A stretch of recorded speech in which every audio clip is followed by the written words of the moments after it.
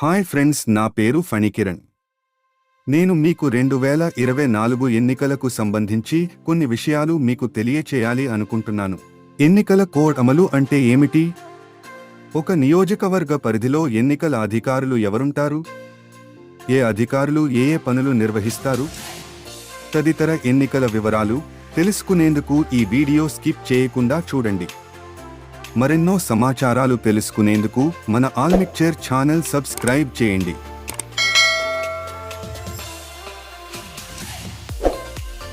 త్వరలో దేశమంతా ఎన్నికలు జరగనున్నాయి. రాజకీయ నాయకులు తమ తమ వ్యూహాలలో మునిగిపోతున్న సమయం. ప్రజలంతా ఎవరు అధికారంలోకి వస్తారో లెక్క వేసుకుంటున్న వేళ. ఎన్నికలు నిర్వహించుటకు ఈసీఏ అదేనండి ఎలక్షన్ కమిషన్ ఆఫ్ ఇండియా ఎన్నికల కోడ్ అమలుకు 2-3 నెలల ముందే తమ విధులు ప్రారంభించింది. అసలు ఒక నియోజకవర్గంలో సజావుగా ఎన్నికలు నిర్వహించుటకు రకరకాల విధులు షేర్ చేస్తూ సుమారు 16 మంది నోడల్ అధికారులు నియమింపబడతారు. మరల సెక్టోరియల్ ఆఫీసర్స్, ఇంకా కొంతమంది మండల అధికారులు, ఉద్యోగులు, గ్రామ స్థాయి అధికారులు పనిచేస్తారు. మరి ఆ నోడల్ అధికారులు ఏ ఏ విభాగాలకు నియమింపబడతారో ఇప్పుడు చూద్దాం.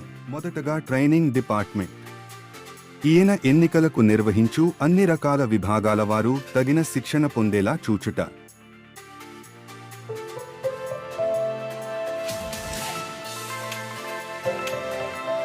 Material department.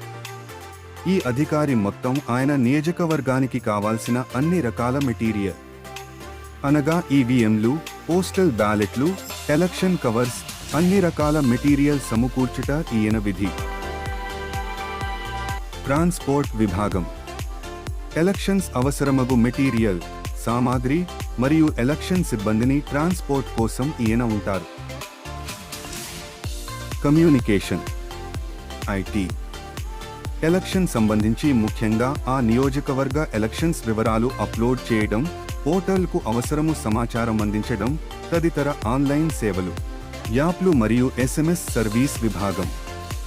ఓటర్లకు అవసరమగు ఓటింగ్ వివరాలు, బూతు వివరాలు, ఓటింగ్ ఎంత నమోదు అయినది తదితర ఎలక్షన్కు సంబంధించిన అనేక రకాల వివరాలు యాప్ల ద్వారా మరియు ఎస్ఎంఎస్ల ద్వారా ఓటర్లకు సమాచారం ఇచ్చే విభాగం.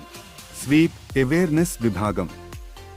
ఓట్ విలువ తెలియచేయడం, అనేక రకాల సాంస్కృతిక కార్యక్రమాలు నిర్వహిస్తూ ఓటర్లను చైతన్యపరచడం, సెలబ్రిటీలచే ప్రతి ఒక్కరూ ఓట్ హక్కు వినియోగించుకునేలా కార్యక్రమాలు నిర్వహించడం వీరి పని.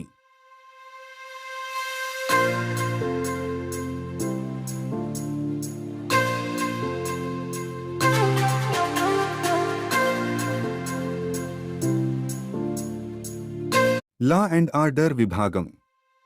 ఎలక్షన్ సమయంలో రాజకీయ నాయకుల ప్రచారాలలో జరుగు అల్లర్లు, పోలింగ్ బూత్ల దగ్గర మరియు మొత్తం ఎన్నికల కోడ్ అమలు సమయంలో సామాన్య ప్రజలకు ఇబ్బంది లేకుండా అల్లర్లు జరగకుండా చూడటం. ఎన్నికలు సజావుగా సాగడంలో కీలక పాత్ర వీరి విధి. పోలీస్ అధికారే ఈ విభాగానికి నోడల్ అధికారిగా ఉంటారు. ఈవీఎం అండ్ మేనేజ్మెంట్ విభాగం. ఈవీఎంలు అన్ని సక్రమంగా పనిచేసేలా చూడటం, వాటిని భద్రపరచడం వీరి పని. Expenditure and audit.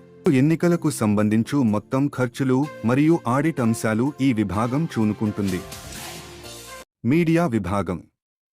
Election polling నమోదు తదితర వివరాలు మరియు ఎలక్షన్కు సంబంధించి ఫేక్ న్యూస్లు, కల్పితాలు ప్రజలకు చేరనీయకుండా అసలైన సమాచారాన్ని మీడియాకు తెలియచేస్తూ ఉండే విభాగం. Implementation model code.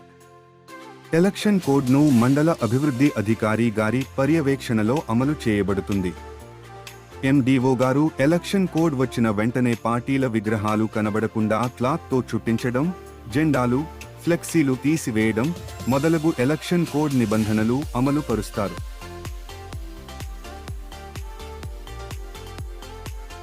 Electoral roles. ఆ నియోజకవర్గ పరిధిలో గల ఓటర్ల జాబితాను తయారు చేయడం, పోలింగ్ సిబ్బందికి కావాల్సిన మాస్టర్ కాపీలను సిద్ధంగా ఉంచేందుకు ఈ విభాగం పనిచేస్తుంది.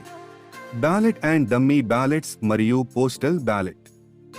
ఎన్నికల నామినేషన్లు పూర్తి అయి అభ్యర్థులు విత్ డ్రాలు కంప్లీట్ అయి పోటీ అభ్యర్థులు ఖరారు అయిన వెంటనే ఈవీఎంలకు మరియు పోస్టల్ బ్యాలెట్లకు కావాల్సిన బ్యాలెట్ పేపర్స్ ప్రింటింగ్ మొదలగు ప్రక్రియ చేసే విభాగం. Help line and complaints.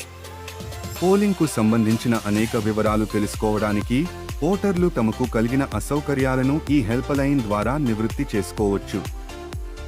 Election observer.